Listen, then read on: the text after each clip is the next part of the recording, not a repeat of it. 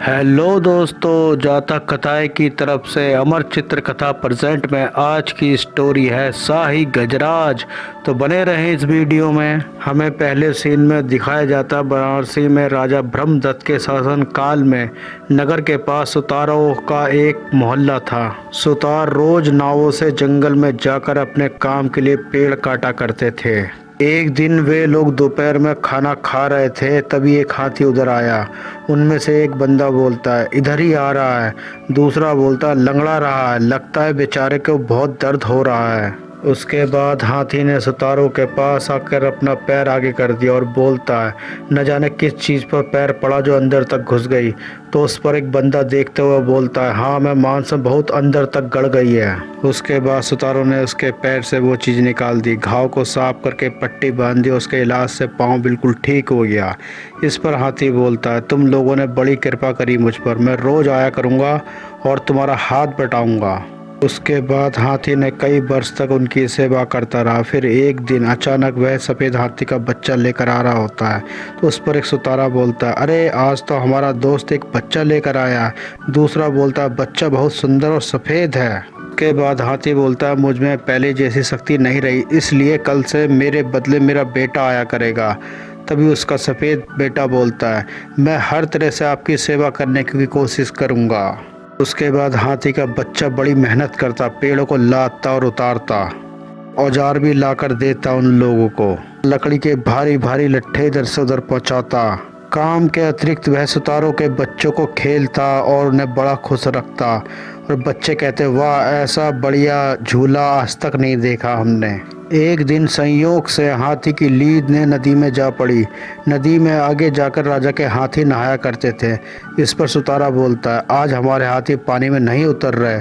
दूसरा बोलता है, राजा को सूचना देनी होगी इस बात की। उसके बाद हाथियों का एक्सपर्ट वहां आता है और बोलता है, किसी महान हाथी की लीद पानी में बहकर आई है, वह ऊपर के हिस्से में रहता होगा।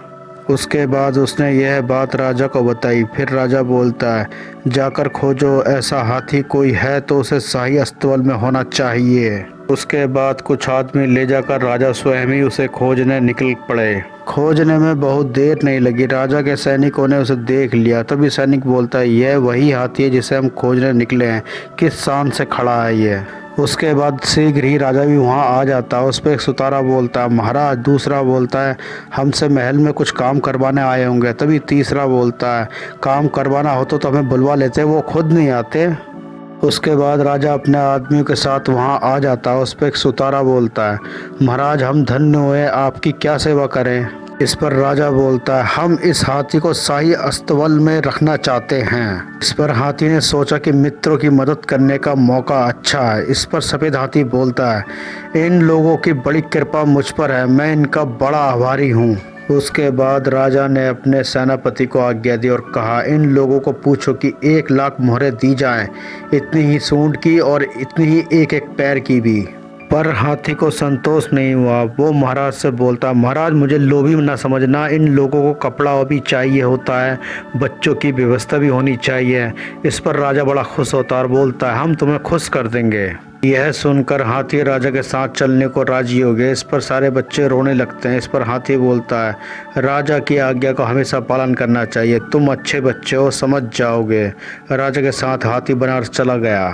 शहर में खुशी छाई थी। हाथी को सजाकर उसके सजे सजाए अस्तबल में पहुंचाया गया। मंत्री और सामंत उसके गुण बखान करने लगे। तो मंत्री बोलता है, ऐसा राजसी हाथी मैंने कभी नहीं देखा। इस पर सामंत बोलता है, मेरी बात याद रखना, कभी युद्ध में दिखाएगा यह अपने कर्तव्य। उसके बाद राजा ने अपना आधा राज्य हाथी का नाम कर दिया और हाथी से बोलता है, तुम मेरे भाई के समान हो, जीवन भर मेरे साथ रहोगे।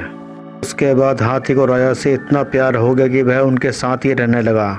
एक बार राजा के सामने उनका नौकर आता और बोलता है, महाराज आप इसे घास अपने हाथ से खिलाए तभी खाएगा ये। कुछ महीनों बाद महारानी गर्भवती हो जाती है। इस पर महाराज बोलते हैं, हाथी हमारे लिए सौभाग्य लेकर आया है, कोई आज हमारी तरफ आंख उठाकर नहीं देख सकता। इस पर महारानी बोलती है, मुझे लगता है हमारा बालक भी नाम रोशन करेगा। परंतु कोई भी हमेशा सुखी नहीं रहता। एक दिन राजा बीमार पड़ गया और उनका अंतिम समय आ गया। इस पर राजा सोचता है मेरे हाथी का दिल टूट जाएगा। उधर महारानी भी सोचती है हमारे बालक को पिता का सुख नहीं मिल पाएगा। और उसके बाद राजा की मृत्यु हो जाती है। इस पर सामंत बोलता है यह दुख का समाचार हाथी को नहीं बताएंगे। तभी मंत्री बोलता है कब तक छिपाएंगे, वह जान ही जाएगा एक दिन। इस बीच कौशल के राजा ने वाराणसी पर चढ़ाई कर दी और बोलता है राजा नहीं रहा, अब चढ़ाई कर सकते हैं हम। दुख की बात सुनते ही बनारस में आपस में विचार होने लगा। मंत्री बोलता हम उनको 1 हफ्ते के लिए युद्ध रोकने के लिए अनुरोध करेंगे। इस पर दूसरा मंत्री बोलता है इससे क्या होगा। और मंत्री बोलता है ज्योतिषियों ने बताया कि रानी 1 सप्ताह में बालक को जन्म देगी। पुत्र हुआ तो हम युद्ध करेंगे, अन्यथा हार मान लेंगे। और उनकी विनती कौशल के राजा ने मान ली। सप्ताह भर बीतने के बाद मंत्री बोलता है नए राजा सुताऊ हैं। तो इस पर सामंत बोलता है हम लड़ेंगे, राजा के लिए जान लड़ा देंगे। उसके बाद वो लड़े तो बड़ी वीरता से, मगर परंतु नेता ना होने की वजह से वो जीत न सके। इस पर मंत्री बोलते हैं हमारे बहुत से सैनिक मारे गए। दूसरा बोलता और होता भी क्या, हमारे राजा तो पालने में हैं। तभी तीसरा बोलता है मेरा ये सुझाव है कि मामला शाही हाथी को ही सौंप दो। ये बात मंत्री ने रानी को बता दी। रानी ने हाथी को बुलवाया। हाथी उनके पास आकर बालक को देखने लगा। तब महारानी बोलती है उसके पिता स्वर्गवास हो गया है, तुम्हें महाराज से बहुत प्यार था, इसकी रक्षा करो। इस पर हाथी बोलता है महाराज नहीं रहे, मुझे बताया क्यों नहीं, उनके बिना मैं कैसे जीवित रहूँगा। महारानी बोलती है जैसे मैं उनके बालक के लिए, उनके राज्य के लिए। उसके बाद फिर महारानी बोलती है जो इस समय बड़े संकट में हैं हम। हाथी घुटने टेक कर महारानी से आशीर्वाद लिया और बोलता है मरने की बात नहीं करूँगा, राज आपका पुत्र ही करेगा। उसके बाद महारानी खुश होकर बोलती है हमें इसी उद्देश्य से जीना है। उसके बाद शाही अस्तबल के रखवाले ने हाथी को युद्ध के लिए तैयार किया। सैनिकों में उमंग की लहर दौड़ गई। हाथी बोलता है सेना को कूच कराओ, कोई आगे पीछे ना करे। उसके बाद हाथी चिंगाड़ता हुआ युद्ध में गया और बोला हृदय में साहस और बुझाओ में बल लेकर आगे बढ़ो। सेनापति घोड़े पर बैठा हुआ बोलता है नेता के पीछे चलो, देवी शक्ति है इसमें। कौशल की सेना तितर बितर हो गई। जीत कर हाथी रानी के पास आया और अपना सर नन्हे राजकुमार के आगे झुकाया और बोला तुम्हारे पिता का मृत्यु का मुझे बहुत बड़ा दुख है। मेरा जीवन अब तुम्हारे लिए अर्पित है, तुम्हारा भविष्य बड़ा सुनहरा है। बोधिसत्व ने, जो बालक बोधिसत्व ही था, बड़े होकर बहुत दिनों तक उनने बुद्धिमान और न्याय के साथ अपने राज्य में शासन किया और सारी प्रजा उससे खुश रही। तो इसी के साथ आज की स्टोरी खत्म होती है। प्लीज़ चैनल को लाइक और सब्सक्राइब जरूर करें ताकि आगे की वीडियो आपके पास पहुंचती रहे।